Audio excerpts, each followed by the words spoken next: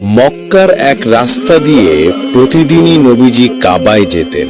সেই রাস্তার পাশে একটি দুষ্টু বুড়ির বসবাস ছিল। ওই বুড়ি প্রতিনিয়তই নবীজিকে কষ্ট দেওয়ার চেষ্টা করত। কখনো নবীজির শরীরে আবর্জনা ছুঁড়ে মারত, কখনো বা নবীজির শরীরে পানি ছুঁড়ে মারত। বুড়ির শরীর প্রচন্ড দুর্বল ছিল, সে ভালো করে হাঁটতেও পারত না, লাঠিতে ভর দিয়ে হাঁটত। কিন্তু তারপরও বুড়ি নবীজিকে কষ্ট দিয়ে যেত, কেননা নবীজির জন্য বুড়ির হৃদয় ছিল হিংসায় ভরা। নবীজিকে সেই পথ দিয়ে যেতে দেখলে বুড়ির শরীর যেন হিংসায় জ্বলে উঠত। সে সবসময় নতুন নতুন ফন্দি ফিকির করত নবীজিকে কষ্ট দেওয়ার জন্য। একদিন ওই বুড়ি নবীজিকে কষ্ট দেওয়ার জন্য নতুন একটি ফন্দি বের করল। রাতের অন্ধকারে বুড়ি রাস্তার মধ্যে কাঁটা পুঁতে রাখল এবং ভাবতে লাগলো, শুভে সাদিকের সময় যখন মোহাম্মদ এই রাস্তা দিয়ে যাবে তার পায়ে কাঁটা ফুটে রক্ত হবে। এমনটা ভেবে বুড়ি সেই রাস্তায় বিষাক্ত কাঁটা পুঁতে রাখল। ফজরের সময় যখন নবীজি সেই পথ দিয়ে কাবার দিকে আসতে লাগলেন, বিষাক্ত কাঁটার আঘাতে নবীজি প্রচন্ড ব্যথা পেলেন। নবীজির পায়ে ৭০টির মতো কাঁটা ফুটে গেল। নবীজির পবিত্র পা মুবারক রক্তে লাল হয়ে গেল।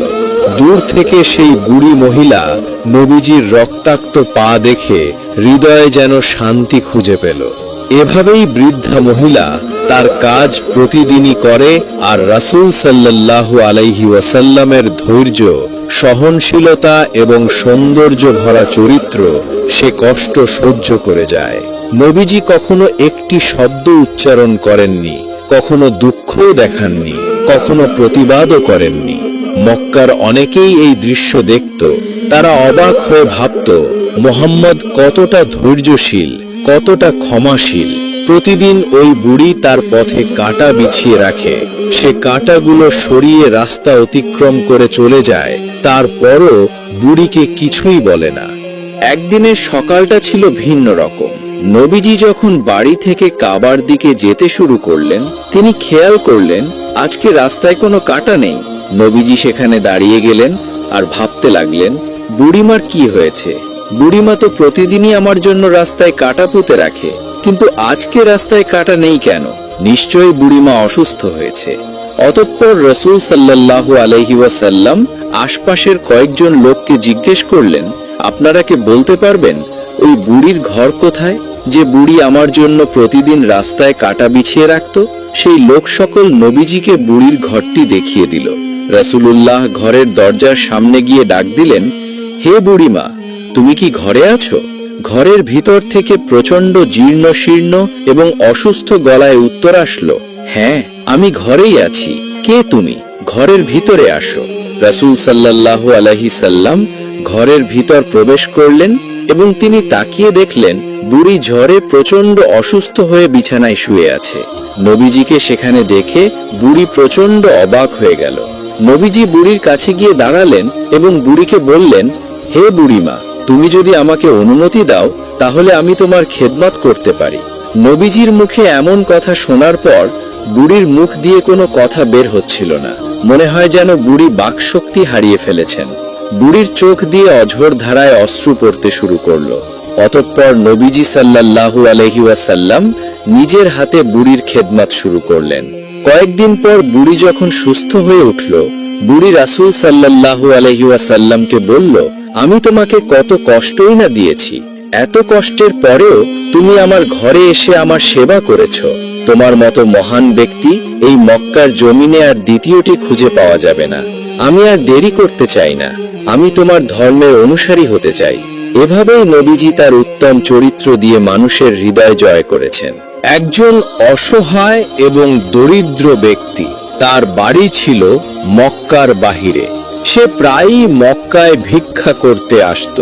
একদিন ওই ভিক্ষুক আবু জেহেলের বাড়িতে গেল এবং আবু জেহেলকে বলল, আমি অনেক দরিদ্র এবং অসহায়, আমাকে কিছু ভিক্ষা দিয়ে সহযোগিতা করুন। আবু জেহেল ওই ভিক্ষুককে বলল, আমি তোমাকে ভিক্ষা দেওয়ার চাইতে বরং এমন একজন ব্যক্তির সন্ধান দেব যে তোমাকে অনেক পরিমাণ ভিক্ষা দিবে।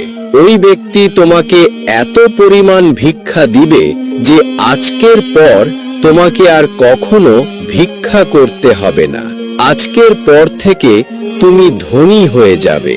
ফকির বলল, তাহলে অবশ্যই আপনি আমাকে সেই ব্যক্তির ঠিকানা দিন, আমি তার কাছে গিয়ে সাহায্য চাইব। অতঃপর আবু জেহেলের নিকট থেকে ফকির চলে যাবার পর আবু জেহেলের কয়েকজন সহচর বললেন, আপনি এ কি করলেন? আপনি তো ভালো করেই জানেন আলী প্রচণ্ড দরিদ্র এবং অসহায় একজন ব্যক্তি। সে আপনার ভাতিজা মুহাম্মাদের গৃহে থাকে এবং তার বাড়িতেই খাবার খায়।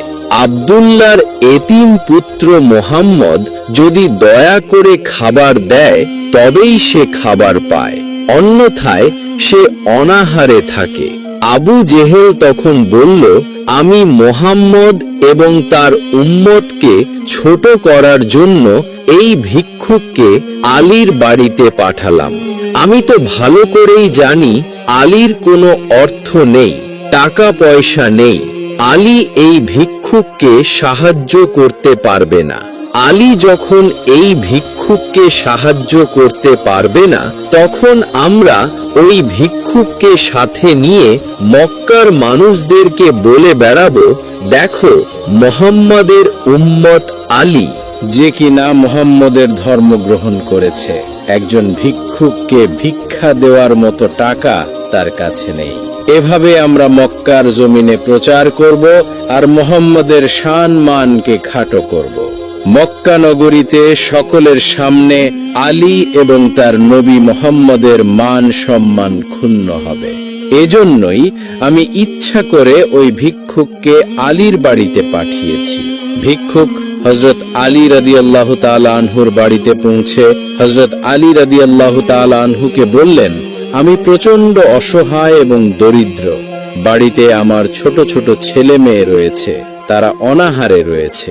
আমি শুনেছি আপনি একজন ধনী ব্যক্তি এবং দানশীল ব্যক্তি। আপনি আমাকে কিছু অর্থ দিয়ে সাহায্য করুন। হযরত আলী রাদিয়াল্লাহু তাআলা আনহু বললেন, তুমি আমার কাছে সাহায্য চাইছো তা ঠিক আছে, কিন্তু আমি যে ধনী ব্যক্তি, তুমি এ কথা বললে কেন? তোমাকে কে বলেছে আমি ধনী ব্যক্তি? ফকির তখন হযরত আলী রাদিয়াল্লাহু তাআলা আনহুকে আবু জেহেলের বাড়ি দেখিয়ে দিয়ে বলল, ওই বাড়ির মালিক আমাকে বলেছে আপনি অনেক ধনী ব্যক্তি এবং দানশীল ব্যক্তি, আর ওই বাড়ির মালিক আমাকে আপনার কাছে পাঠিয়েছে ভিক্ষা চাওয়ার জন্য। ফকিরের কথা শুনে হযরত আলী রাদিয়াল্লাহু তাআলা আনহু সবকিছু বুঝতে পারলেন, কেননা আলী রাদিয়াল্লাহু তাআলা আনহু ছিলেন একজন বিচক্ষণ এবং জ্ঞানী ব্যক্তি।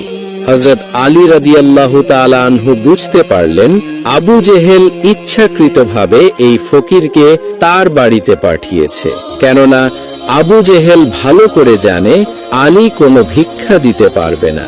হযরত আলী রাদিয়াল্লাহু তাআলা আনহু ভালো করে বুঝতে পারলেন, আমি যদি এই ফকিরকে ভিক্ষা দিতে না পারি তাহলে এই বিষয়টি নিয়ে আবু জেহেল এবং তার সহচররা মক্কার মানুষদেরকে বলে বেড়াবে, আমার নবীর শান ও মানকে খাটো করবে, আমার নবীর মর্যাদাকে ক্ষুণ্ণ করার চেষ্টা করবে। অতঃপর হযরত আলী রাদিয়াল্লাহু তাআলা আনহু ভিক্ষুককে বললেন, আমি তোমাকে অবশ্যই ভিক্ষা দেব। এই বলে হযরত আলী রাদিয়াল্লাহু তাআলা আনহু এক মুষ্টি বালি হাতে নিলেন। ওই এক মুষ্টি বালি ভিক্ষুকের চাদরে দিলেন আর বললেন, তুমি শক্ত করে ধরে থাকো। তোমাকে যে ব্যক্তি ভিক্ষা নেওয়ার জন্য আমার বাড়িতে পাঠিয়েছে, তুমি সেই ব্যক্তির বাড়িতে যাবে এবং তাকে গিয়ে দেখাবে আমি তোমাকে কি ভিক্ষা দিয়েছি। তবে সাবধান, রাস্তায় তুমি কখনো তোমার চাদর খুলে দেখবে না। ভিক্ষুক চাদরটি শক্ত করে ধরে হযরত আলী রাদিয়াল্লাহু তাআলা আনহুর কাছ থেকে বিদায় নিয়ে আবু জেহেলের বাড়ির দিকে যাচ্ছিলেন। ভিক্ষুক খেয়াল করছিলেন, সে যখন আবু জেহেলের বাড়ির দিকে যাচ্ছিলেন তার টোপলাটি আস্তে আস্তে বড় হচ্ছিল ভিক্ষুক যখন আবু জেহেলের বাড়িতে পৌঁছালো, আবু জেহেল ভিক্ষুককে দেখা মাত্র বলল, কি আলী তোমাকে কি ভিক্ষা দিয়েছে দেখি। ভিক্ষুক বলল, হ্যাঁ, সে আমাকে অবশ্যই ভিক্ষা দিয়েছে এবং সেগুলো আমি আমার চাদরের ভিতরে এই টোপলার মধ্যে রেখেছি। আবু জেহেল তখন ওই ভিক্ষুককে বলল, সে তোমাকে ভিক্ষা দিয়েছে? আলী কি করে তোমাকে ভিক্ষা দিতে পারে? সে তো একজন অসহায় ব্যক্তি।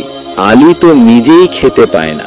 সে আব্দুল্লাহর এতিম পুত্র মোহাম্মদের বাড়িতে থাকে। মোহাম্মদ দয়া করে তাকে খাবার দিলে সে খেতে পায়, না দিলে সে অনাহারে থাকে। সে কি করে তোমাকে ভিক্ষা দিবে?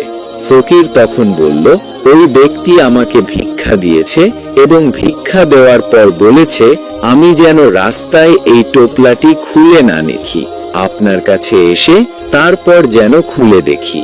এরপর ওই ভিক্ষুক চাদরের নিচ থেকে টোপলাটি বের করে টোপলার মুখ খুললেন। টোপলার মুখ খোলার পর ভিক্ষুক এবং আবু জেহেল এক অলৌকিক দৃশ্য দেখল।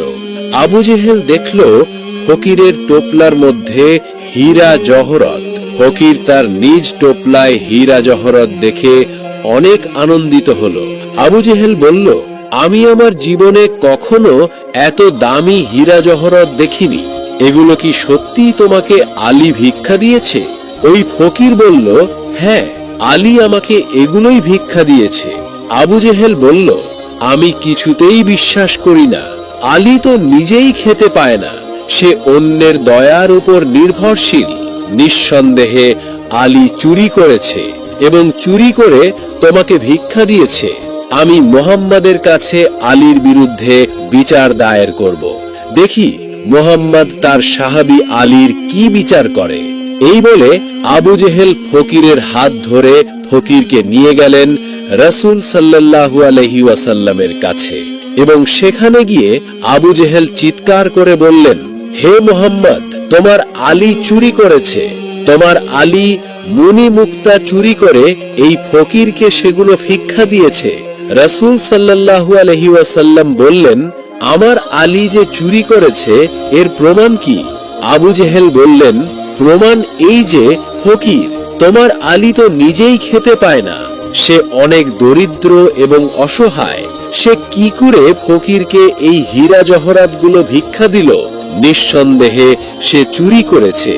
আবু জেহেলের এমন কথা শোনার পর রাসূল সাল্লাল্লাহু আলাইহি ওয়াসাল্লাম আলীকে খবর দিয়ে পাঠালেন। সঙ্গে সঙ্গে হযরত আলী রাদিয়াল্লাহু তাআলা আনহু নবীজির সামনে এসে উপস্থিত হলেন। নবীজি সাল্লাল্লাহু আলাইহি ওয়াসাল্লাম আলীকে উদ্দেশ্য করে বললেন, হে আলী, আবু জেহেলের অভিযোগ তুমি নাকি এই হীরা জহরাতগুলো চুরি করে ভিক্ষুককে ভিক্ষা দিয়েছো। হে আলী, সত্যি করে বলো, তুমি এই হীরা জহরাতগুলো কোথায় পেয়েছো? হযরত আলী রাদিয়াল্লাহু তাআলা আনহু বললেন, ইয়া রাসূলুল্লাহ, এই ভিক্ষুক আবু জেহেলের বাড়িতে গিয়েছিল ভিক্ষা চাওয়ার জন্য, কিন্তু আবু জেহেল আমার কাছে এই ভিক্ষুককে ইচ্ছাকৃতভাবে এজন্য পাঠিয়েছে যাতে করে আমি ভিক্ষুককে কিছু ভিক্ষা দিতে না পারি। সে বিষয়টিকে নিয়ে আবু জেহেল মক্কার জমিনে গুজব রটিয়ে দেবে এবং সকলকে বলবে, দেখো, মোহাম্মদের উম্মত একজন ফকিরকেও ভিক্ষা দিতে পারে না। তোমরা কেউ মোহাম্মদের ধর্ম গ্রহণ করবে না। যারাই মোহাম্মদের ধর্ম গ্রহণ করবে তাদের অবস্থা হবে আলীর মতো। আলী যেমন অসহায় ও দরিদ্র, একজন ফকিরকেও ভিক্ষা দিতে পারে না, তোমরা যারা মোহাম্মদের ধর্ম গ্রহণ করবে তারাও আলীর মতো এরকম হবে। আবু জেহেলের এই কুচক্রের কথা আমি বুঝতে পেরেছিলাম। এরপর আমি জমিন থেকে এক মুষ্টি বালু উঠালাম এবং আপনার নামে 10 বার দরুদ পড়লাম। তারপর আল্লাহর কাছে দোয়া করলাম, হে রব্বুল আলামিন, আপনি আমার নবীর শান, মান এবং মর্যাদাকে বাড়িয়ে দিন। আবু জেহেল যদি খারাপ উদ্দেশ্যে এই ভিক্ষুককে আমার বাড়িতে পাঠিয়ে থাকে, তাহলে আপনি এই বালির মাধ্যমে আবু জেহেলের উচিত জবাব দিয়ে দিন। এমন দোয়া করার পর আমি ওই এক মুষ্টি বালি ফকিরের টোপলার মধ্যে দিয়ে দিলাম। এখন আপনি আমাকে জানালেন ফকিরের টোপলায় ছিল হীরা জহরত। তাই আমি জানতে পারলাম। সঙ্গে সঙ্গে ওই ভিক্ষুক বলে উঠল, ইয়া রাসূলুল্লাহ, আমি আর এক মুহূর্ত দেরি করতে চাই না। যে অলৌকিক দৃশ্য আমার সামনে ঘটেছে আমি তাকে কখনো অস্বীকার করতে পারবো না। আলী এক মুষ্টি বালি হাতে নিয়ে আমার টোপলার মধ্যে দিয়েছিল।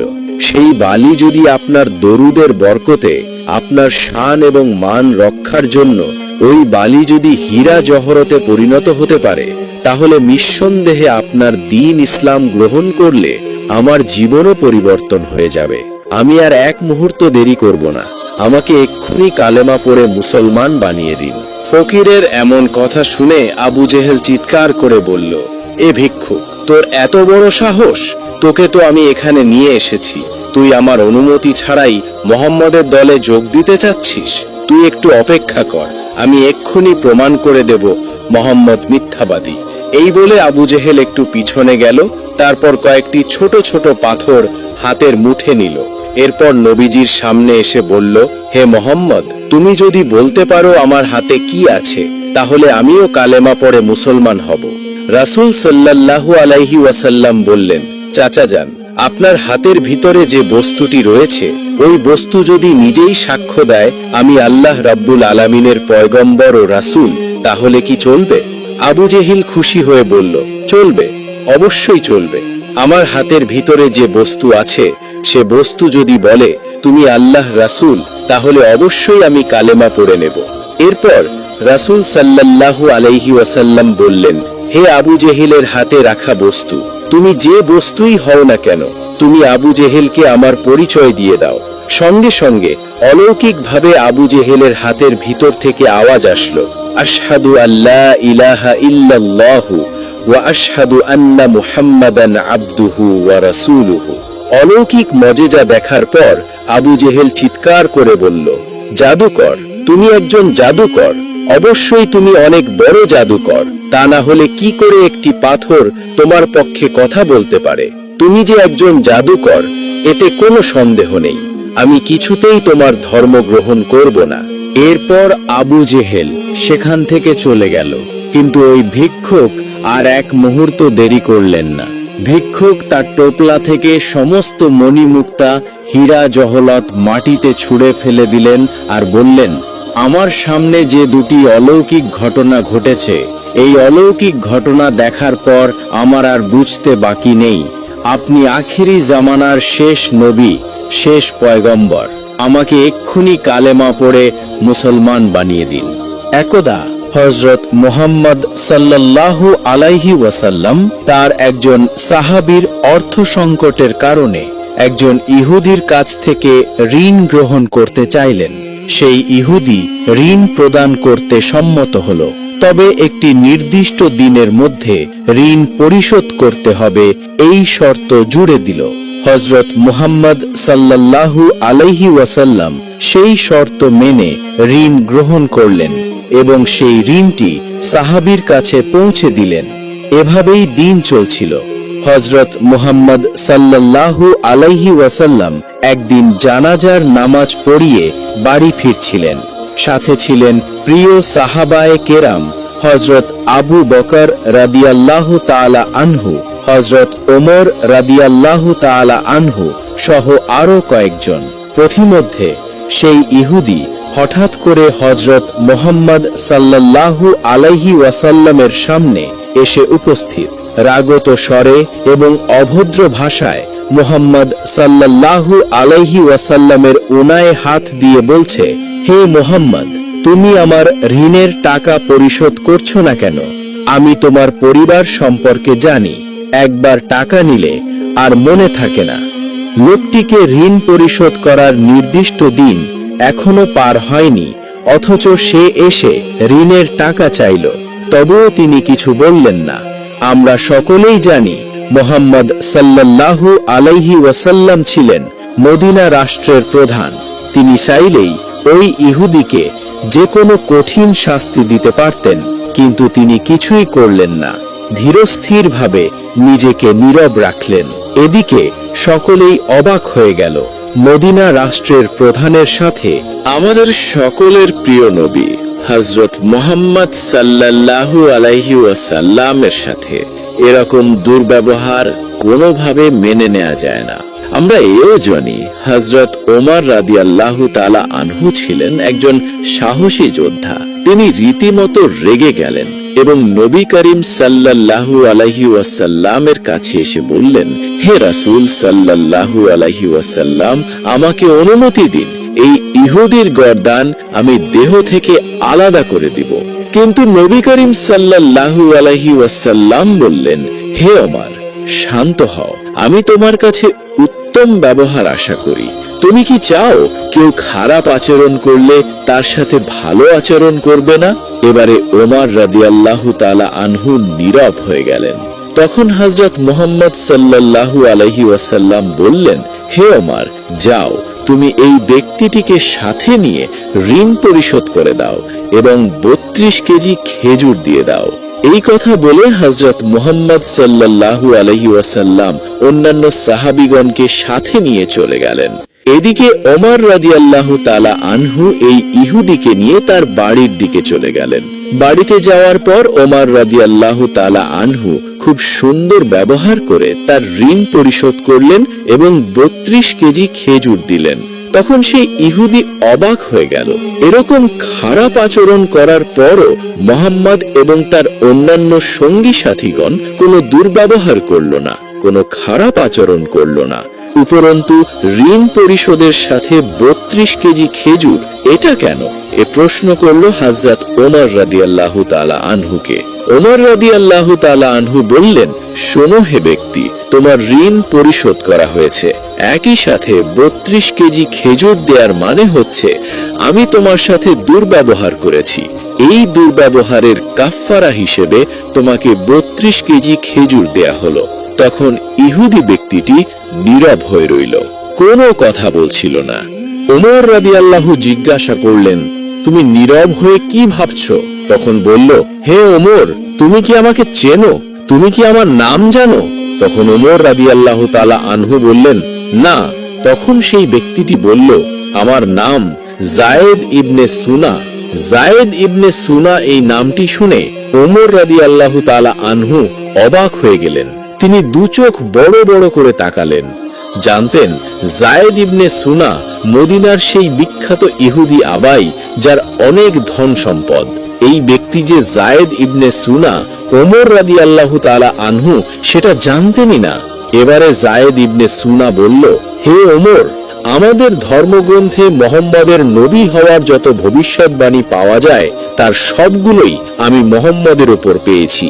শুধু দুটো বিষয় আমি জানার অপেক্ষায় ছিলাম, আর সেই দুটো বিষয় হলো, কেউ তার সাথে অসহনশীলতার আচরণ করলে তিনি কি করবেন, আর কেউ যদি তার সাথে মূর্খের মতো আচরণ করে তবে তিনি কি করবেন। অর্থাৎ তিনি মন্দের জবাব ভালোর মাধ্যমে দেবেন এবং অনুত্তমের জবাব উত্তমের মাধ্যমে দেবেন। এবারে আমি সরজমিনে পরীক্ষা করে দেখলাম মুহাম্মদ সাল্লাল্লাহু আলাইহি ওয়াসাল্লামের মধ্যে এই দুটি গুণের সবটাই আছে। আমি তার সাথে অসহনশীল আচরণ করেছি, অশ্রাব্য ভাষায় কথা বলেছি এবং অনেকটা মূর্খের মতো কথা বলেছি। কিন্তু তিনি আমার সাথে যেরকম আচরণটা করলেন তাতে করে বোঝা গেল তিনি দুনিয়ার শ্রেষ্ঠ মানব হযরত মুহাম্মদ সাল্লাল্লাহু আলাইহি ওয়াসাল্লাম। হে ওমর রাদিয়াল্লাহু তাআলা আনহু, আপনি সাক্ষী থাকুন, আমি আল্লাহকে রব হিসেবে, ইসলামকে আমার ধর্ম হিসেবে এবং হযরত মুহাম্মদ সাল্লাল্লাহু আলাইহি ওয়াসাল্লামকে আমার নবী হিসেবে মেনে নিলাম। আপনি জানেন আমার অনেক ধন সম্পদ আছে। আজ থেকে আমি ঘোষণা করলাম আমার সম্পদের অর্ধেক ইসলামের পথে ব্যয় হবে। এই বলে ব্যক্তিটি ইসলাম ধর্ম গ্রহণ করল। এইভাবেই যায়েদ ইবনে সুন্না ইসলাম ধর্ম গ্রহণ করলেন। হযরত মুহাম্মদ সাল্লাল্লাহু আলাইহি ওয়াসাল্লাম যখন ছোট ছিলেন তখন একদিন তিনি ক্ষুধা পেয়ে মক্কার ধুলো ভরা রাস্তা দিয়ে হেঁটে যাচ্ছিলেন। তিনি যেই রাস্তা দিয়ে যাচ্ছিলেন সেই রাস্তা থেকে কিছু দূরে আবু জাহেলের খেজুরের একটি বাগান ছিল। সেই সময় আবু জাহেল একজন ইহুদি লোকের সাথে মিলে খেজুর একটি বস্তায় ভরছিলেন। নবী মুহাম্মদ সাল্লাল্লাহু আলাইহি ওয়াসাল্লাম খুব ক্ষুধার্ত ছিলেন, তাই তিনি দুটি খেজুরের আশায় ধীরে ধীরে বাগানের দিকে এগোতে লাগলেন। যখন তিনি বাগানে পৌঁছালেন তখন তিনি দেখলেন যে সেখানে আবু জাহেল ও একজন ইহুদি লোক উপস্থিত আছেন। তাই নবী মুহাম্মদ সাল্লাল্লাহু আলাইহি ওয়াসাল্লাম আদবের সাথে সালাম করলেন এবং বললেন, আসসালামু আলাইকুম চাচাজান, আমার খুব ক্ষুধা লেগেছে, আপনি কি আমাকে দুটি খেজুর দিতে পারবেন? তখন আবু জাহেল শিশু নবীর দিকে ঘৃণার দৃষ্টিতে তাকিয়ে বললেন, আমি তোমাকে খেজুর দিতে পারি, কিন্তু একটি শর্ত আছে। ওই যে ইহুদি দাঁড়িয়ে আছে তার বস্তাটি তুমি যদি নিজের মাথায় রেখে আমার বাড়ি পর্যন্ত পৌঁছে দাও তাহলে খেজুর পাবে। আবু জাহেলের কথায় শিশু মুহাম্মদ সাল্লাল্লাহু আলাইহি ওয়াসাল্লাম রাজি হয়ে গেলেন। অতঃপর দেরি না করে নবী মুহাম্মদ সাল্লাল্লাহু আলাইহি ওয়াসাল্লাম সেই ইহুদির কাছে গেলেন। তখন ইহুদি অবাক হয়ে বলল, হে মুহাম্মদ, তুমি এখানে কেন এসেছো? নবী মুহাম্মদ সাল্লাল্লাহু আলাইহি ওয়াসাল্লাম বললেন, আমি এই বস্তাটি নিজের মাথায় রেখে নিয়ে যেতে চাই। শিশু মুহাম্মদ সাল্লাল্লাহু আলাইহি ওয়াসাল্লামের কথা শুনে ইহুদি চমকে গেল এবং বলল, এত অল্প বয়সে কি তুমি এই বস্তাটি তুলতে পারবে? তখন নবী মুহাম্মদ সাল্লাল্লাহু আলাইহি ওয়াসাল্লাম হেসে বললেন, হ্যাঁ, নিশ্চয়ই তুলতে পারবো। তারপর নবী মুহাম্মদ সাল্লাল্লাহু আলাইহি ওয়াসাল্লাম সেই বস্তাটি মাথায় রাখলেন এবং চলতে শুরু করলেন। ছোট ছোট পা, ক্লান্ত শরীর, কিন্তু মুখে এক অদ্ভুত আধ্যাত্মিক শান্তি ছিল। আবু জাহেল এবং সেই ইহুদি লোকটি শিশু মুহাম্মদ সাল্লাল্লাহু আলাইহি ওয়াসাল্লামের পিছন পিছন যাচ্ছিলেন। এইভাবে চলতে চলতে কিছুক্ষণ পর বস্তাটি আবু জাহেলের বাড়ির সামনে রাখা হলো। ইহুদি লোকটি বাড়ির ভিতরে নিয়ে চলে গেল। তখন নবী মুহাম্মদ সাল্লাল্লাহু আলাইহি ওয়াসাল্লাম বললেন, চাচাজান, এখন আমাকে খেজুর দিন। তখন আবু জাহেল শুধু একটি খেজুর দিলেন। নবী মুহাম্মদ সাল্লাল্লাহু আলাইহি ওয়াসাল্লাম নরম সুরে বললেন, আপনি কি আরেকটি খেজুর দেবেন না? এই নিষ্পাপ অনুরোধ আবু জাহেলের ভেতরের আগুনকে যেন আরো বাড়িয়ে দিল। রাগে ভরে সে নবীর মুখে একটি জোরে থাপ্পড় মারল এবং সেই মুহূর্তে যেন সূর্য ডুবে গেল, আকাশ ফেটে পড়ল, বাতাস থেমে গেল এবং পাহাড়ও কেঁদে উঠল। কিন্তু আবু জাহেল হাসতে হাসতে নিজের বাড়ির ভেতর চলে গেল। ভেতরে গিয়ে যখনই সে খেজুরের বস্তা খুলল, তখন চমকে দেওয়ার মতো দৃশ্য তার সামনে এলো। আবু জাহেল দেখল যে সব খেজুর ছোট ছোট পাথরে পরিণত হয়েছে। এটি দেখে সেই ইহুদি হতবাক হয়ে গেল। তার চোখ কপালে উঠে গেল এবং মুখ বন্ধ হয়ে গেল। সে আশ্চর্য হয়ে দৌড়াতে দৌড়াতে নিজের সর্দারকে এই খবর দিতে চলে গেল। ওদিকে আবু জাহেল বাড়ি থেকে বাইরে এসে ব্যঙ্গ করে বলল, হে মুহাম্মদ, তুমি তো খুব বড় জাদুকর, তুমি আমার খেজুরের উপর জাদু করেছ। তখন নবী মুহাম্মদ সাল্লাল্লাহু আলাইহি ওয়াসাল্লাম মাথা নিচু করে খুব নরম সুরে বললেন, চাচাজান, আমি তো কিছু জানি না। এটি শুনেই আবু জাহেল আরো একটি থাপ্পড় মারল। তার আওয়াজ যেন আকাশ চিরে গেল। সবকিছু থেমে গেল এবং সেই নিষ্পাপ শিশুর চোখ থেকে একটি অশ্রু গড়িয়ে পড়ল। কিন্তু কি মমতা ছিল, কি রহমত! নবী শুধু এতটুকু বললেন, চাচাজান, আপনার হাতে আঘাত লাগেনি তো? সুবহানাল্লাহ! কি করুণা, কি মানবতা! নিজে থাপ্পড় খেলেন, কিন্তু চিন্তা সেই মানুষটির যিনি মারলেন। তারপর নবী মুহাম্মদ সাল্লাল্লাহু আলাইহি ওয়াসাল্লাম এই সব অপমান, কষ্ট এবং ক্ষুধা নিয়ে বাড়ি ফিরে গেলেন না, বরং চুপচাপ পাহাড়ের ধারে গিয়ে দাঁড়িয়ে গেলেন। গাছ এবং পাহাড় যেন ডেকে উঠল, আফসোস, যাকে সৃষ্টি করা না হলে এই পৃথিবী, এই আকাশ কিছুই থাকত না। সেই মহান নবী আজ ক্ষুধার্ত, অপমানিত, অবহেলিত হচ্ছেন। কিন্তু তবুও আবু জাহেলের মতো নিষ্ঠুর হৃদয়ে না দয়া এলো, না চোখে অনুশোচনার এক ফোঁটা। ওদিকে সেই ইহুদি লোকটি নিজের সর্দারের কাছে দৌড়ে পৌঁছে গেল এবং হাঁপাতে হাঁপাতে বলল, আজ আমি এমন একটি ঘটনা দেখেছি যা কল্পনারও অতীত। আব্দুল্লাহর ছেলে মোহাম্মদের মধ্যে এমন এক অলৌকিক শক্তি আছে যে শুধু একটি থাপ্পড় লাগার পর সব খেজুর পাথর হয়ে গেল। আপনি বলুন, এটি কি জাদু হতে পারে নাকি কোনো ঐশ্বরিক শক্তি?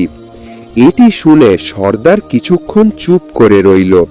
তারপর গম্ভীর কণ্ঠে বলল, আমরাও শুনেছি আমাদের আসমানি কিতাবে মোহাম্মদের নাম উল্লেখ আছে যে তিনি শেষ এবং সবচেয়ে মহান নবী হবেন। কিন্তু কি সত্যি ইনি মোহাম্মদ? এটি জানা জরুরি। আমাদের নিজেদের ধর্মীয় গুরুর সাথে যোগাযোগ করতে হবে। যদি এই কথা সত্যি হয় তাহলে আমরা তাকে জীবিত ছাড়ব না, বরং তাকে এই পৃথিবী থেকেই শেষ করে দেব। তোমরা যাও এবং এই খবর আমাদের গুরুর কাছে পৌঁছে দাও। এটি শুনে সেই ইহুদি লোকটি আবার আবু জাহেলের বাড়ির দিকে রওনা হয়ে গেল। অতঃপর যখন সে খেজুরের বাগানের কাছে পৌঁছালো তখন তার চোখ বড় হয়ে যেন কপালে উঠে গেল। সে দেখল পুরো বাগানে একটিও খেজুর ছিল না। প্রতিটি গাছে খেজুরের বদলে শুধু পাথর আর পাথর। এমন অদ্ভুত দৃশ্য দেখে সেখানে সে এক মুহূর্ত থামল না। দ্রুত আব্বু জাহেলের বাড়ির দিকে ছুটে গেল। বাড়িতে পৌঁছে সে বলল, ভাই, আপনার বাগানের সব খেজুর পাথরে পরিণত হয়েছে। যদি এখন এগুলো রক্ষা না করা হয় তাহলে অনেক বড় ক্ষতি হয়ে যাবে। এর একটাই সমাধান আছে, মুহাম্মদের কাছে ক্ষমা চাও। কিন্তু আব্বু জাহেল ক্ষমা চাওয়ার মতো মানুষ ছিল না। সে ছিল নিষ্ঠুর, চালাক। সে নরম সুরে বলল, ঠিক আছে, চলো মুহাম্মাদের বাড়িতে গিয়ে দেখি। তারপর সে নবী মুহাম্মদ সাল্লাল্লাহু আলাইহি ওয়াসাল্লামের বাড়ির দিকে চলতে শুরু করল। সেই সময় নবী মুহাম্মদ সাল্লাল্লাহু আলাইহি ওয়াসাল্লাম তার চাচা আবু তালেবের সাথে থাকতেন। যখন আবু জাহেল বাড়িতে পৌঁছালো তখন আবু তালেব একা ছিলেন। আবু জাহেল আওয়াজ দিয়ে বলল, হে আবু তালেব, তোমার ভাতিজা মোহাম্মদ একজন খুব বড় জাদুকর। সে আমার বাগানের সব খেজুর পাথরে পরিণত করে দিয়েছে।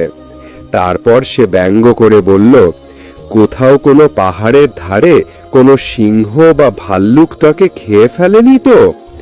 এটা শুনে চাচা আবু তালেব অস্থির হয়ে উঠলেন। তিনি এক মুহূর্ত দেরি না করে নবীর খোঁজে বেরিয়ে পড়লেন। ওদিকে নবী মুহাম্মদ সাল্লাল্লাহু আলাইহি ওয়াসাল্লাম একটি পাহাড়ের ধারে বসে কাঁদছিলেন এবং বলছিলেন, যদি আজ আমার বাবা মা বেঁচে থাকতেন তাহলে হয়তো কেউ আমার সাথে এমন ব্যবহার করত না। আমি খুব একা, খুব নিঃসঙ্গ। তার এই নিঃসঙ্গতা দেখে বনের সিংহ, ভাল্লুক, হরিণ সবাই সেখানে চলে এলো এবং যেন তার ব্যথা অনুভব করে সবাই কাঁদতে লাগলো। সিংহের চোখও ভিজে গেল। তারা বলতে লাগলো, ইয়া রাসূল আল্লাহ, এই চর যেন আমাদের লেগেছে। আপনি আর কাঁদবেন না, এই অশ্রু আমরা সহ্য করতে পারছি না। অতঃপর কিছুক্ষণের মধ্যেই চাচা আবু তালেব সেখানে পৌঁছে গেলেন। তিনি যখন এই দৃশ্য দেখলেন তখন কিছু বলতে পারলেন না, শুধু স্তব্ধ হয়ে গেলেন। দৃশ্যটি এত অদ্ভুত এবং হৃদয়স্পর্শী ছিল। তারপর তিনি নবীকে বুকে জড়িয়ে ধরলেন এবং জিজ্ঞাসা করলেন, কে তোমাকে কষ্ট দিয়েছে? যতদিন আমি বেঁচে আছি কেউ তোমাকে ছুঁতেও পারবে না। এরপর চাচা আবু তালেব নবীকে নিয়ে বাড়িতে ফিরে এলেন। কিন্তু সেই রাতেই আবু তালেব নিজে আবু জাহেলের বাড়িতে পৌঁছে গেলেন। তিনি রাগের সাথে নয় বরং সত্যের সাথে বললেন, তুমি তাকে জাদুকর বলছো, অথচ সে তো তোমার কাছে কিছু চায়নি, তোমার খেজুরও নেয়নি, তোমার বিরুদ্ধে কিছু বলেছেও না। তার চোখ থেকে যে অশ্রু ঝরেছে তা একদিন পাহাড়কেও গলিয়ে দেবে। এই কথা বলে আবু তালেব সেখান থেকে চলে গেলেন। আবু জাহেল চুপ করে রইল কারণ সে কিছু অনুভব করছিল, কিন্তু স্বীকার করতে চাইছিল না। আসলে সে ছিল একজন নিষ্ঠুর এবং অহংকারী মানুষ। সেই রাতেই মক্কার আকাশে একটি অদ্ভুত আলো ছড়িয়ে পড়ল।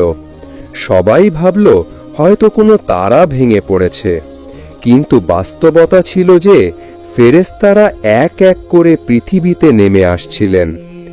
একজন ফেরেশতা অন্যজনকে বলছিলেন, এই চোখ থেকে যে অশ্রু ঝরেছে, একদিন তা থেকেই এক মহান কিতাব অবতীর্ণ হবে।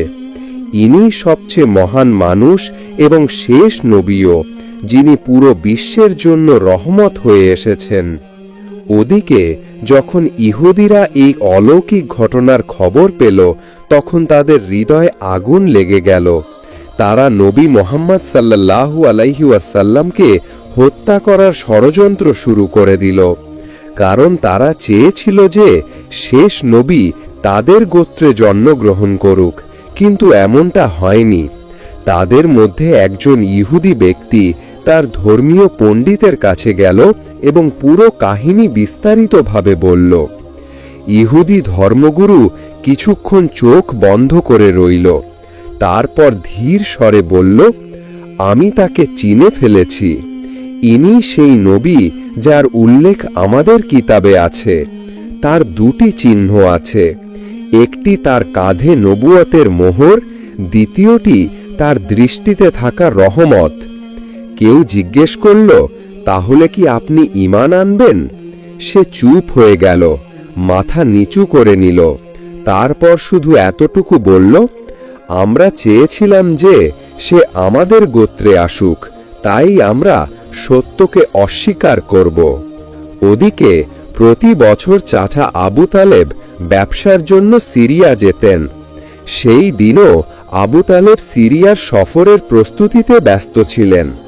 তখনই নবী মুহাম্মদ সাল্লাল্লাহু আলাইহি ওয়াসাল্লাম এসে বললেন, চাচা যান, আমি কি আপনার সাথে সিরিয়া যেতে পারি? আবু তালেব তাকে মানা করতে পারলেন না, তাই তাকে সাথে নিয়ে যাওয়ার জন্য রাজি হয়ে গেলেন। অতঃপর পরের দিনই তারা দুজনেই একটি ব্যবসায়িক কাফেলার সাথে রওনা হয়ে গেলেন। কিছুদিন সফর করার পর কাফেলা বুসরা নামক জায়গায় পৌঁছাল। সেখানেই কাছে একটি গির্জা ছিল, যেখানে একজন খ্রিস্টান ধর্মগুরু থাকতেন। তিনি সেই সময়ের সবচেয়ে বড় এবং মহান পাদ্রী বলে বিবেচিত হতেন। যখন কাফেলা সেখান দিয়ে যাচ্ছিল, তখন সেই খ্রিস্টান ধর্মগুরু একজন যুবককে দেখলেন, যার মাথার ওপর একটি মেঘের টুকরা ছায়া দিয়ে চলছিল। যেখানে সে চলত, মেঘও সাথে চলত। তার বিশ্বাস হয়ে গেল, এই কাফেলাতেই শেষ জামানার নবী উপস্থিত আছেন। সঙ্গে সঙ্গে তিনি তার কিতাব বের করলেন, পড়লেন, দেখলেন এবং পাকা নিশ্চিত হয়ে গেলেন। তিনি দ্রুত তার একজন লোককে বললেন, যাও, এই কাফেলার সব লোককে এখানে ডাকো, তাদের দাওয়াতে ডাকো। সেই লোকটি গেল এবং কাফেলার লোকদের বলল, ভাইরা, আমাদের ধর্মগুরু আপনাদের সবাইকে খাবারের জন্য আমন্ত্রণ জানিয়েছেন, অনুগ্রহ করে গ্রহণ করুন। তার কথা শুনে সবাই সেই গির্জায় পৌঁছাল।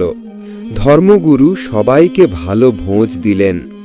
কিছুক্ষণ পর তিনি আবু তালেবকে বললেন, হে কাফেলার সর্দার, মনে হচ্ছে এই শিশুর মা বাবা আর এই পৃথিবীতে নেই। তার কথা শুনে আবু তালেব বললেন, হ্যাঁ, আপনি ঠিকই বুঝেছেন, এখন আমিই তার দেখাশোনা করছি। তারপর পাদ্রী গম্ভীরভাবে বললেন, মনে রেখো, তোমার ভাতিজা আল্লাহর শেষ নবী।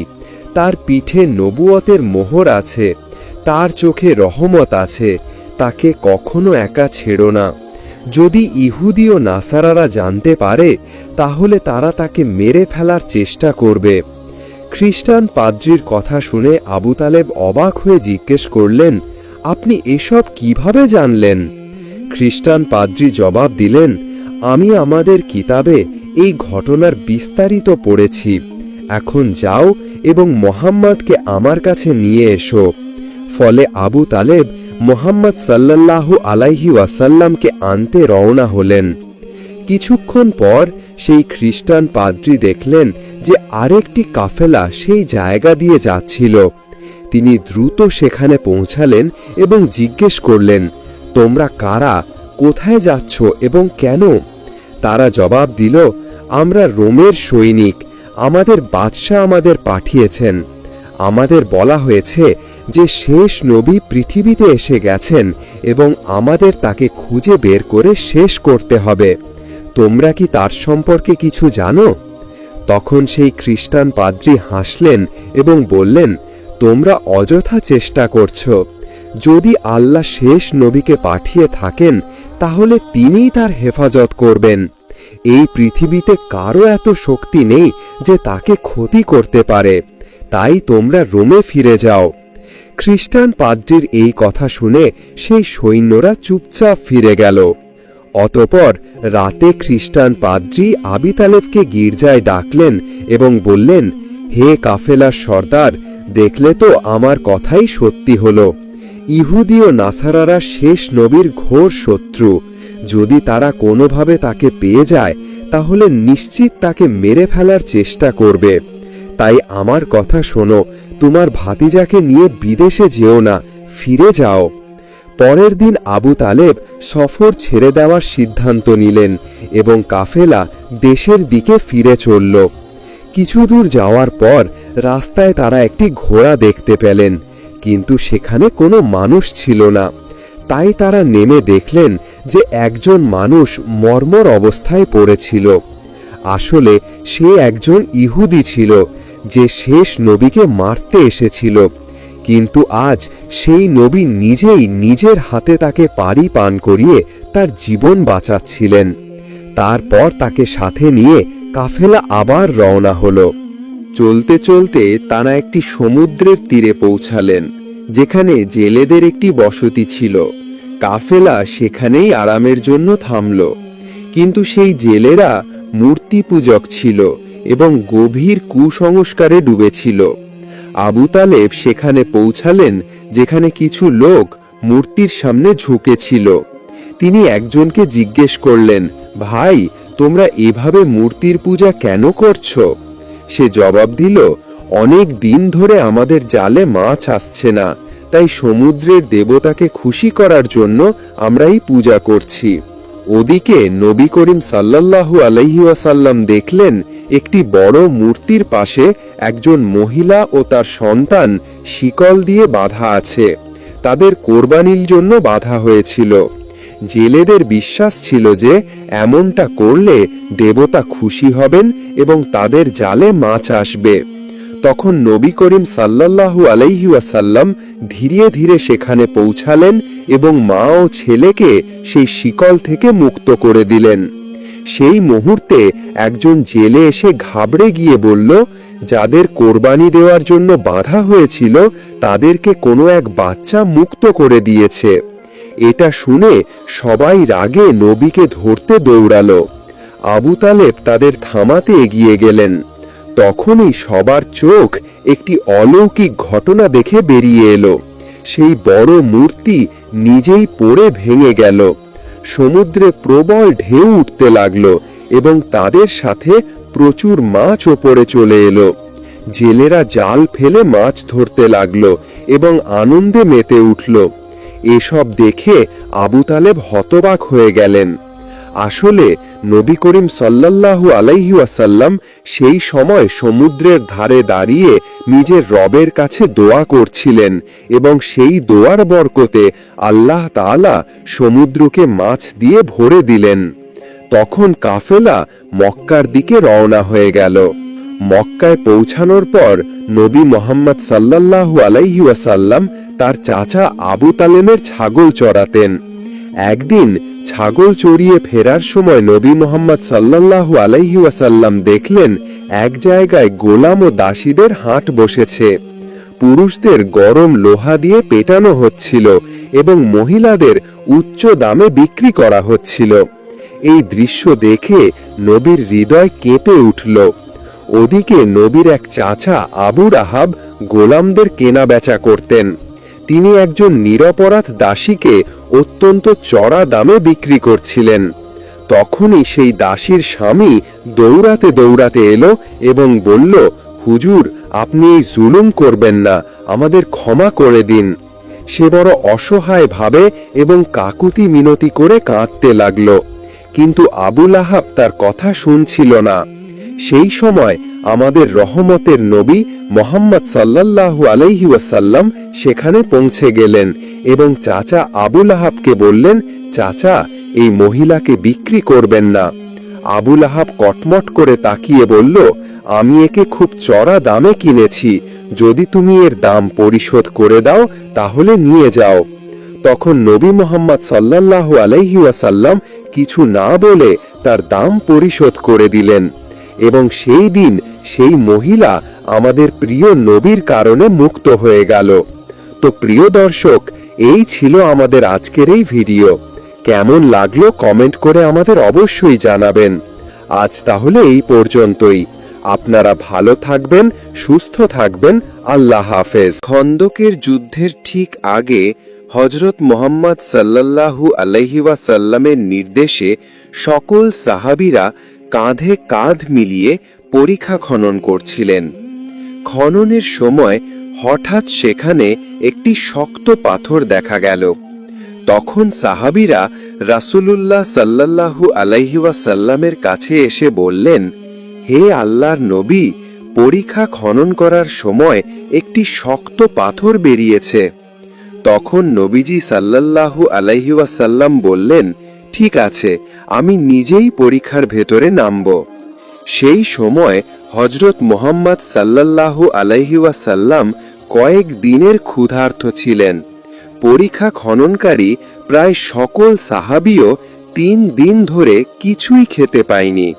তারা ক্ষুধার্ত ও অনাহারী ছিলেন। এরপর হযরত মুহাম্মদ সাল্লাল্লাহু আলাইহি ওয়াসাল্লাম একটি কোদাল হাতে নিলেন এবং পাথরে আঘাত করলেন। সেই মুহূর্তে পাথর টুকরো টুকরো হয়ে বালির কণায় পরিণত হল। নবীর সাহাবী হযরত জাবির রাদিয়াল্লাহু তাআলা আনহু যখন দেখলেন যে বিশ্বনবী ক্ষুধার্ত অবস্থায় পেটে পাথর বেঁধে আছেন, তখনই তিনি মনস্থির করলেন যে তিনি আল্লাহর নবীকে নিজের বাড়িতে খাবার খাওয়ানোর জন্য দাওয়াত দেবেন। অতঃপর তিনি সেখান থেকে বাড়ি ফিরলেন এবং নিজের স্ত্রীকে বললেন, তোমার কাছে খাওয়ানোর জন্য কিছু আছে? আমি রাসূলুল্লাহ সাল্লাল্লাহু আলাইহি ওয়াসাল্লামকে খুব ক্ষুধার্ত দেখেছি। এই অবস্থায় দেখে আমার আর সহ্য হচ্ছে না। তাই আমি সিদ্ধান্ত নিয়েছি যে রাসূলুল্লাহ সাল্লাল্লাহু আলাইহি ওয়াসাল্লামকে এক বেলার খাবার খাওয়াবো।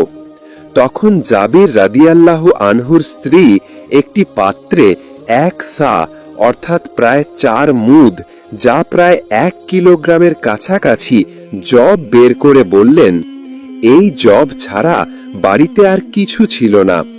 জাবির রাদিয়াল্লাহু আনহু তখন নিজের স্ত্রীকে বললেন, তুমি জব পিষে রুটি বানানোর জন্য আটা তৈরি করো।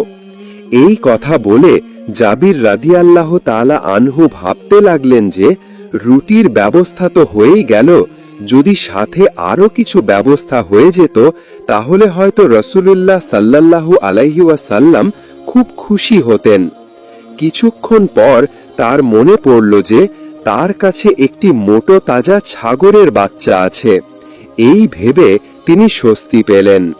অতঃপর সঙ্গে সঙ্গে তিনি দৌড়ে হযরত মুহাম্মদ সাল্লাল্লাহু আলাইহি ওয়াসাল্লামের কাছে পৌঁছালেন এবং সালাম করে চুপিসারে বললেন, ইয়া রাসূলুল্লাহ, আমি তো গরিব মানুষ, আমার কাছে কোনো বিশেষ সম্পদ নেই, কিন্তু আমার অনেক দিনের ইচ্ছা আপনাকে এক বেলার খাবার নিজের বাড়িতে দাওয়াত দিয়ে খাওয়াবো। যদি আপনি আমার দাওয়াত কবুল করে নেন তাহলে আমার এই আশা পূরণ হবে। তার এই কথা শুনে হযরত মুহাম্মদ সাল্লাল্লাহু আলাইহি ওয়াসাল্লাম উঁচু গলায় সকল সাহাবীদের সম্বোধন করে বললেন, শোনো হে সাহাবীরা, তোমরা সবাই শোনো। আজ আমার জাবির আমাদের তার বাড়িতে খাবার খাওয়ার জন্য দাওয়াত দিয়েছে। আমি দাওয়াত কবুল করে নিয়েছি। তোমরা সবাই তাড়াতাড়ি কাজ শেষ করে নাও। আজ আমরা সবাই জোহরের নামাজের পর জাবিরের বাড়িতে খাবার খেতে যাব। নবীজির এই কথা শুনে সকল সাহাবীদের চেহারায় হাসি ফুটে উঠল এবং জাবির রাদিয়াল্লাহু আনহু অত্যধিক খুশিতে পাগল প্রায় হয়ে গেলেন। তাই তিনি দৌড়ে বাড়ির দিকে গেলেন। অতঃপর কিছু দূর যাওয়ার পর তার মনে পড়ল যে এখানে সাহাবী আছেন প্রায় 400 থেকে 1000 পর্যন্ত। আমি গরিব মানুষ এবং বাড়িতে এত লোককে খাবার খাওয়ানোর মতো পর্যাপ্ত খাবার নেই, তাহলে কি হবে? তখন জাবির রাদিয়াল্লাহু আনহু ঝড়ের গতিতে আবার রাসূল সাল্লাল্লাহু আলাইহি ওয়াসাল্লামের কাছে এলেন এবং নবীকে দেখে বিনতি করে আর্জ করলেন, ইয়া রাসূলুল্লাহ, আমি তো ভেবেছিলাম আপনি শুধু কিছু সাহাবীকে নিয়ে আমার বাড়িতে খাবার খেতে আসবেন, কিন্তু আপনি তো সবাইকে দাওয়াত দিয়ে দিয়েছেন। এখন 100 থেকে মতভেদ অনুযায়ী 1000 পর্যন্ত সাহাবী আমার বাড়িতে যাবেন। এই কথা আমি বুঝতে পারিনি। আপনি তো জানেন আমি নিতান্তই গরিব অসহায় মানুষ। এখন কি হবে? এখন আমি কি করব? তখন বিশ্বনবী হযরত মুহাম্মদ সাল্লাল্লাহু আলাইহি ওয়াসাল্লাম জাবির রাদিয়াল্লাহু আনহুকে বললেন, হে জাবির, খাবারে বরকত আল্লাহ দেন, তুমি কোনো চিন্তা করো না। তুমি বাড়ি ফিরে যাও এবং খাবারের ব্যবস্থা করো। আর একটি কথা শোনো, তুমি আমাদের খাওয়ানোর জন্য কি ব্যবস্থা করতে চাও? তখন জাবির রাদিয়াল্লাহু তাআলা আনহু বললেন, ঘরে অল্প পরিমাণ জব আছে এবং আমাদের কাছে একটি ছাগলের বাচ্চা আছে, ওগুলো সব আপনাকে খাওয়াতে চাই। তখন রাসূলুল্লাহ সাল্লাল্লাহু আলাইহি ওয়াসাল্লাম বললেন, তুমি যখন মাংস রান্না করবে তখন রান্নার পাতিলের ঢাকনা ঢেকে রাখবে এবং রুটির জন্য আটা মেখে একটি পাত্রে ঢাকনা লাগিয়ে রাখবে। যতক্ষণ না আমি আসছি ততক্ষণ পর্যন্ত উভয় পাত্রের ঢাকনা খুলবে না। বিশ্বনবীর মুখ থেকে এই কথা শোনার পর জাবির রাদিয়াল্লাহু আনহু অত্যন্ত খুশি হয়ে ঘরে ফিরে এলেন। আল্লাহর রাসূল দাওয়াত কবুল করেছেন। এই খুশির খবর যখন তার স্ত্রীকে জানানো হলো, তখন এই খবর শুনে তার স্ত্রীও খুব খুশি হলেন। এদিকে জাবির রাদিয়াল্লাহুর দুটি ছেলে ছিল, যাদের মধ্যে বড় ছেলের নাম ছিল আব্দুল্লাহ। তার বয়স 8-9 বছর হবে। জাবির রাদিয়াল্লাহু বড় ছেলেকে আওয়াজ দিলেন, বেটা আব্দুল্লাহ, এদিকে এসো, আমাদের ছাগলের বাচ্চাকে জবেহ করতে হবে। আজ আল্লাহর রাসূল আমাদের ঘরে খাবার খাওয়ার জন্য দাওয়াত কবুল করেছেন। তারপর ছেলেকে সাথে নিয়ে ঘর থেকে একটু দূরে গিয়ে ছাগলের বাচ্চাকে জবেহ করলেন এবং মাংস কেটে রান্নার জন্য প্রস্তুত করলেন। এরপর তিনি হাঁড়িতে মাংস চড়িয়ে দিলেন এবং কিছুক্ষণ পর পর রাস্তার দিকে উঁকি মেরে দেখছিলেন যে আল্লাহর রাসূল এসেছেন কিনা। এদিকে জাবির রাদিয়াল্লাহুর ছোট ছেলে ঘরের ভেতরে ঘুমাচ্ছিল। ঘুম থেকে জেগে ছাগলের বাচ্চাকে খুঁজতে লাগলো, কারণ ছাগলের বাচ্চা তার খুব প্রিয় ছিল। সে তার সাথে সবসময় খেলতো। সে যখন ছাগলের বাচ্চাটিকে খুঁজে পেল না, তখন সে বড় ভাই আব্দুল্লাহকে জিজ্ঞেস করল, ভাই, আমাদের ছাগলের বাচ্চা কোথায়? বাচ্চাটিকে তো কোথাও পাওয়া যাচ্ছে না। তখন বড় ভাই আব্দুল্লাহ বলল, তুমি তো ঘুমাচ্ছিলে, তাই তুমি জানো না। আব্বাজান আজ আমাদের ছাগলের বাচ্চাকে জবেহ করে দিয়েছেন। তখন ছোট ভাই বলল, ভাই, কোথায় জবেহ করেছো? আমাকে একটু দেখাও। এরপর বড় ভাই আব্দুল্লাহ ছোট ভাইকে সাথে নিয়ে সেই জায়গায় চলে গেল যেখানে ছাগলের বাচ্চাকে জবেহ করা হয়েছিল। তখন ছোট ভাই বড় ভাইকে বলল, কিভাবে জবেহ করেছো আমাকে একটু দেখাও। আব্দুল্লাহ তখন বলল, তুমি দেখবে তো এখানে শুয়ে পড়ো। ছোট বাচ্চার বয়স 2-3 বছর হবে এবং আব্দুল্লাহর বয়স 8-9 বছর হবে। দুজনেই সেই সময় নাদান ছিল। বড় ভাই আব্দুল্লাহর কথা মেনে ছোট ভাই শুয়ে পড়ল। যখন ছোট ভাই সেখানে শুয়ে পড়ল, তখন নাদান আব্দুল্লাহ ছোট ভাইয়ের গলায় জোরে ছুরি চালিয়ে দিল, যার ফলে ছোট ভাইয়ের গলা থেকে রক্ত উছলে বাইরে বের হতে লাগলো। তার শরীর ছটপট করতে লাগলো। এই অবস্থা দেখে বড় ভাই আব্দুল্লাহ খুব ভয় পেয়ে গেল। এর মধ্যে জাবির রাদিয়াল্লাহু আনহু আবার রাস্তার দিকে এলেন এটা দেখার জন্য যে রাসূলুল্লাহ সাল্লাল্লাহু আলাইহি ওয়াসাল্লাম আসছেন কিনা। জাবির রাদিয়াল্লাহু আনহুর আসার আওয়াজ শুনে আব্দুল্লাহ সেখান থেকে পালিয়ে গেল এবং একটি খেজুর গাছের ওপরে উঠে পড়ল। যখন জাবির রাদিয়াল্লাহু আনহু কাছে এলেন তখন হঠাৎ তার নজর তার ছোট কলিজার টুকরা ছেলের ওপর পড়ল। তিনি দেখলেন যে তার ছোট ছেলে ধুলোয় শুয়ে ছটপট করছে। তাই তিনি দ্রুত তার কাছে দৌড়ালেন এবং সেই সময় তার বুকের ধন প্রিয় ছোট ছেলের বুক থেকে প্রাণ বেরিয়ে গেল। ছোট বাচ্চার শরীর স্থির হয়ে গেল এবং সে শান্ত হয়ে গেল। জাবির রাদিয়াল্লাহু আনহুর এটা বুঝতে দেরি হলো না যে এই ঘটনা কিভাবে ঘটেছে। তখন জাবির রাদিয়াল্লাহু আনহু তার প্রিয় ছোট বাচ্চাকে বুকে জড়িয়ে কাঁদতে লাগলেন। অতঃপর নিজেই নিজের মনকে বোঝালেন এবং বাচ্চাকে নিয়ে স্ত্রীকে আওয়াজ দিতে দিতে ঘরের ভেতরে এলেন। রান্নাঘর থেকে স্ত্রী বাইরে এলেন। তিনি জিজ্ঞেস করলেন, কি হয়েছে, কেন চিৎকার করছো? তখন তিনি কাঁদতে কাঁদতে বললেন, স্ত্রী, আমাদের প্রিয় সন্তান, আমাদের বুকের মানিক আর নেই। সে আমাদের ছেড়ে চিরদিনের জন্য চলে গেছে। স্ত্রী এই কথা শুনে বললেন, না, এমন হতে পারে না, আমি এটা মানতে পারি না। আমার বুকের ধন আমাদের ছেড়ে যেতে পারে না। জাবির রাদিয়াল্লাহু আনহু তখন স্ত্রীকে বোঝালেন, স্ত্রী, সবর করো, ধৈর্য ধরো, একটুও কেঁদো না। আজ রাসূলুল্লাহ সাল্লাল্লাহু আলাইহি ওয়াসাল্লাম আমাদের ঘরে আসবেন। তিনি এসে যদি আমাদের কাঁদা মুখ দেখেন তখন তিনি কারণ জিজ্ঞেস করবেন। তখন আমরা কি জবাব দেব? তুমি একটুও কাঁদবে না। স্ত্রীকে সান্ত্বনা দিয়ে বাচ্চাকে নিয়ে রান্নাঘরের পেছনে শুইয়ে দিলেন এবং একটি কম্বল দিয়ে শরীর ঢেকে দিলেন। এরপর বড় ছেলে আব্দুল্লাহকে খোঁজার জন্য জাবির রাদিয়াল্লাহু আনহু আবার রাস্তার দিকে এগিয়ে গেলেন। তিনি আব্দুল্লাহকে ডাকতে লাগলেন। আব্দুল্লাহ তখনও খেজুর গাছের উপরে বসেছিল। ছোট ভাইয়ের মৃত্যুর কারণে সে ভয় পেয়েছিল। সে ভাবছিল যে যদি তার আব্বা তাকে এখন ধরে ফেলেন তাহলে তিনি তাকে জীবিত ছাড়বেন না। এই ভয়ে সে কোনো আওয়াজ করছিল না, চুপচাপ খেজুর গাছের চূড়ায় বসে রইল।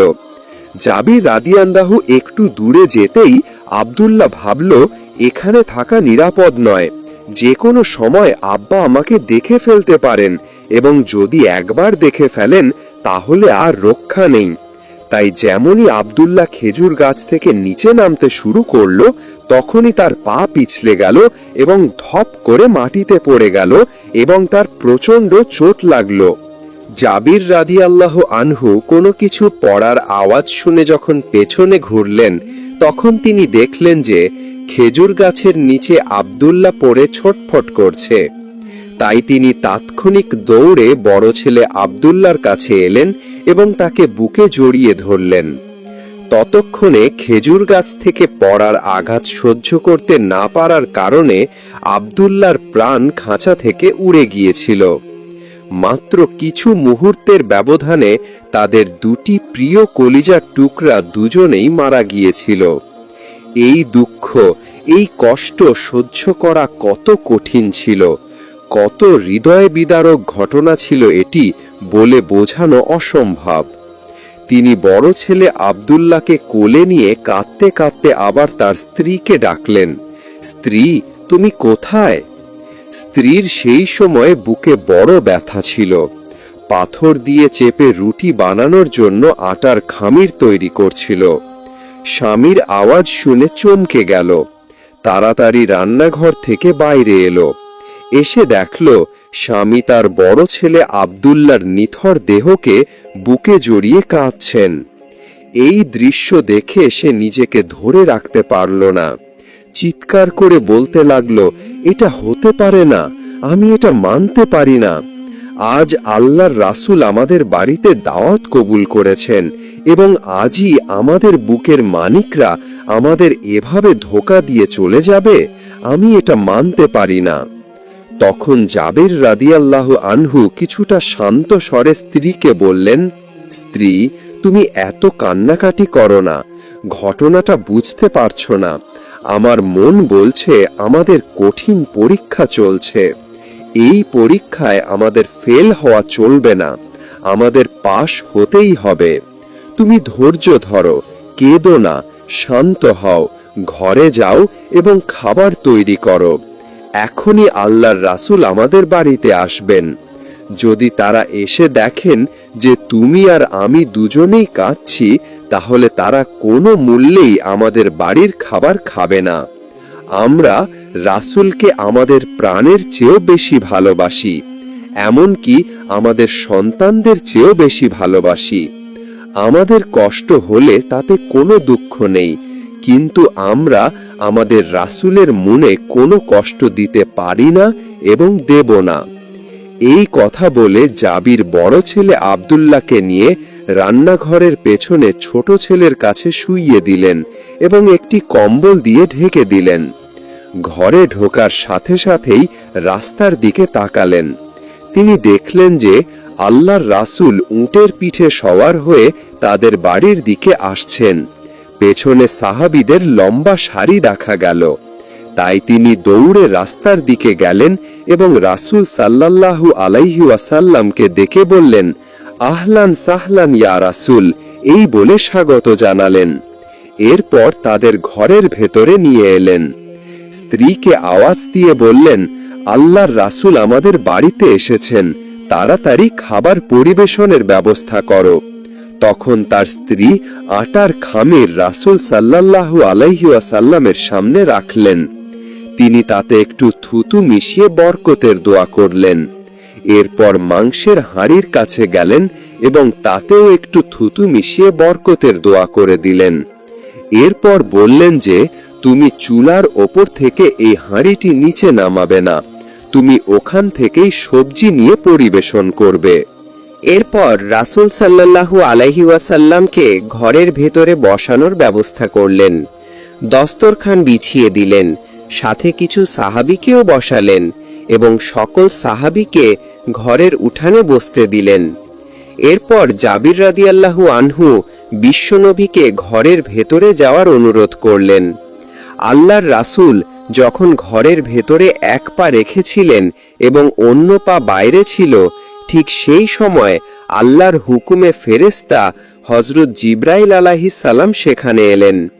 তিনি রাসূল সাল্লাল্লাহু আলাইহি ওয়াসাল্লামকে সালাম করলেন এবং বললেন, হে আল্লাহর রাসূল, আমি আপনার জন্য আল্লাহর পক্ষ থেকে বার্তা নিয়ে এসেছি।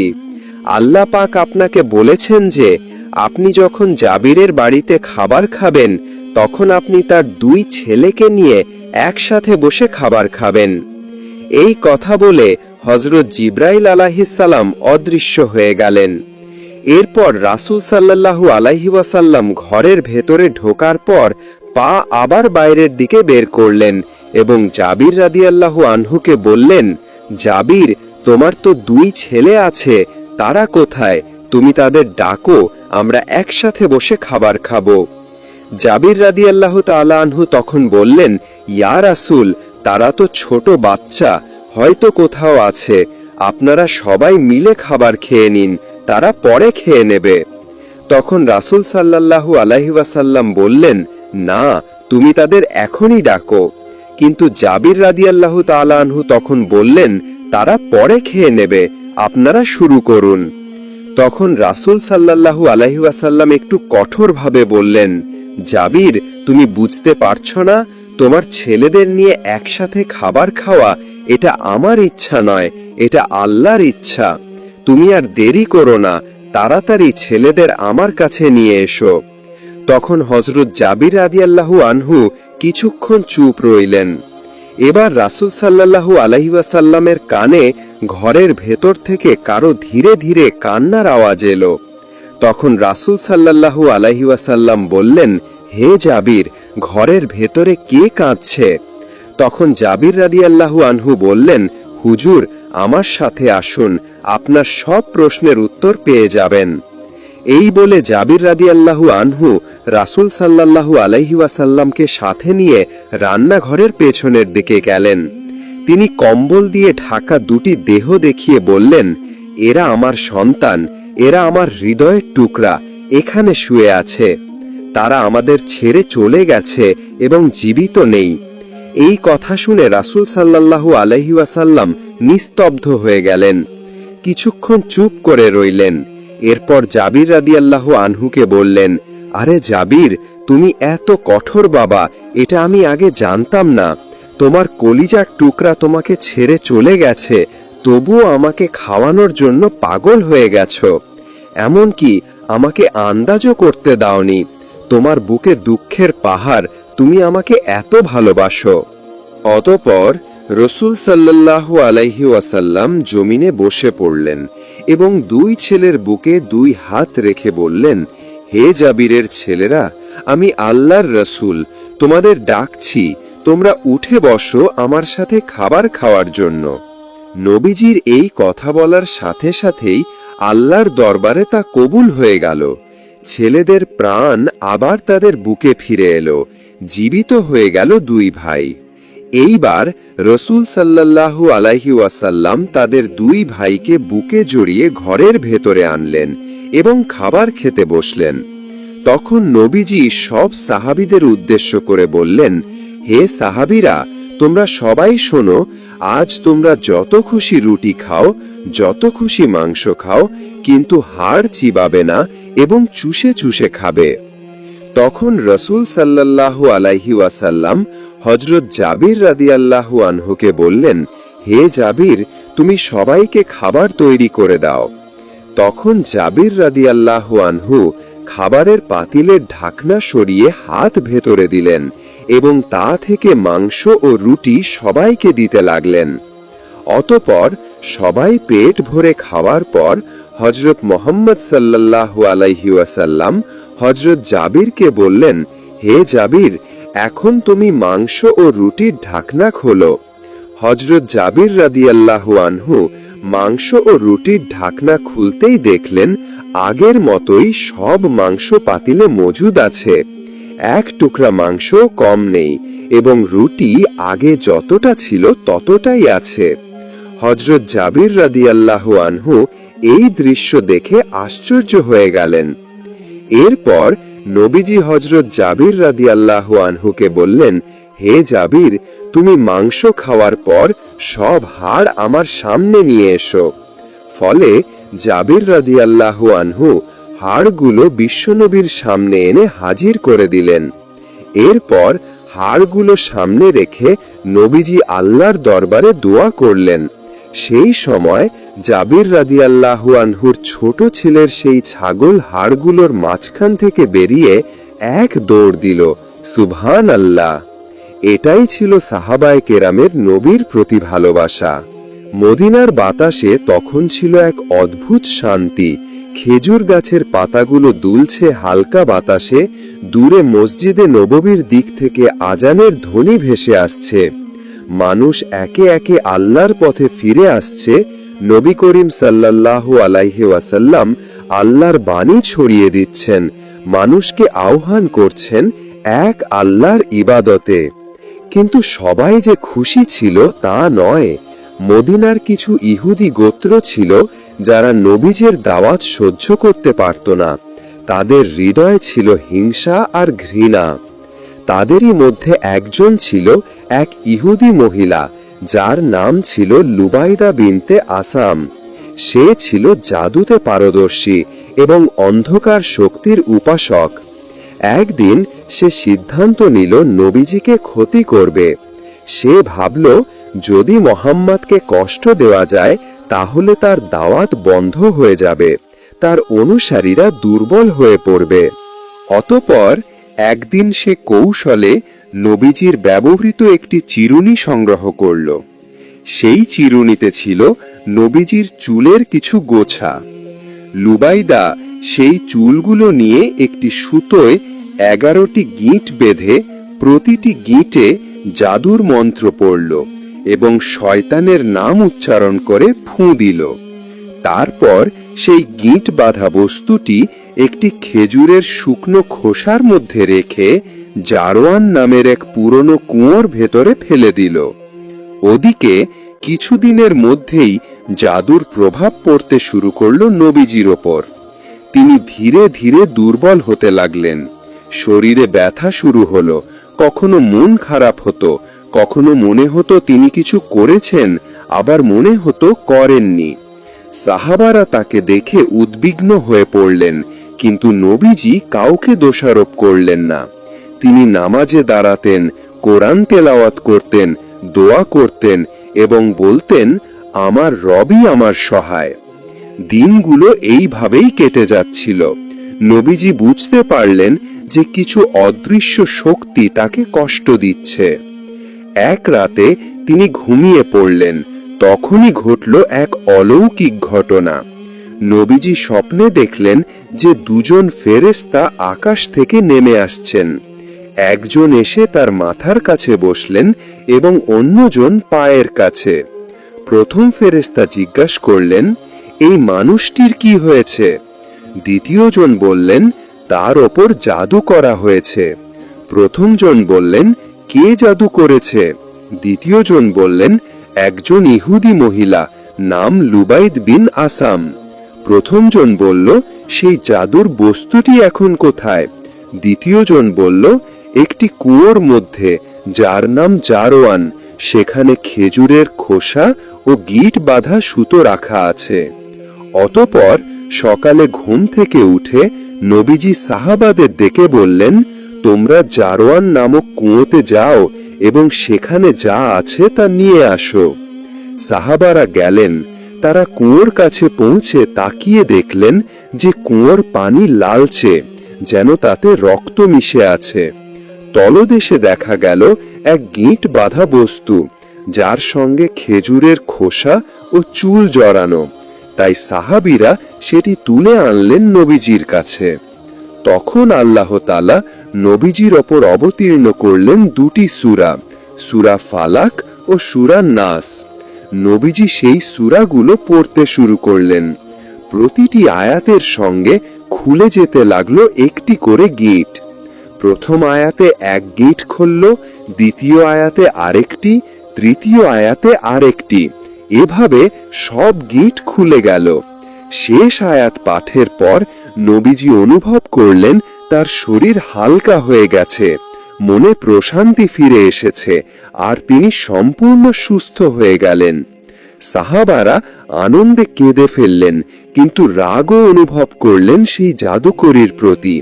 তারা বললেন, হে আল্লাহর রাসূল, আমরা কি তাকে শাস্তি দেব?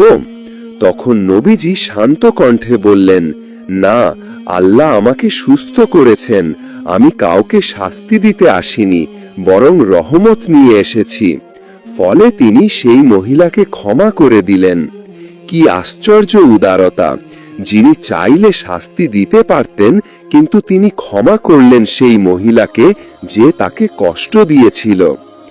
এরপর নবীজি তার সাহাবাদের শিক্ষা দিলেন, প্রতিদিন সকালে ও রাতে সূরা ফালাক ও সূরা নাস পড়বে। আল্লাহ তোমাদের সব অশুভ থেকে রক্ষা করবেন। তিনি বললেন, জাদু সত্য, কিন্তু আল্লাহর ইচ্ছা ছাড়া তা কোনো ক্ষতি করতে পারে না। এই ঘটনার পর নবীজি নিয়মিত এই দুই সূরা পাঠ করতেন, আর তার উম্মতেরও আদেশ করলেন যেন সবাই এগুলো পাঠ করে আল্লাহর আশ্রয় নেয়। এই কাহিনী শুধু একটি অলৌকিক ঘটনা নয়, বরং এটি এক বিরাট শিক্ষা। আল্লাহ আমাদের সবাইকে জাদু, নজর ও শয়তানের কুমন্ত্রণা থেকে হেফাজত করুন। আমিন।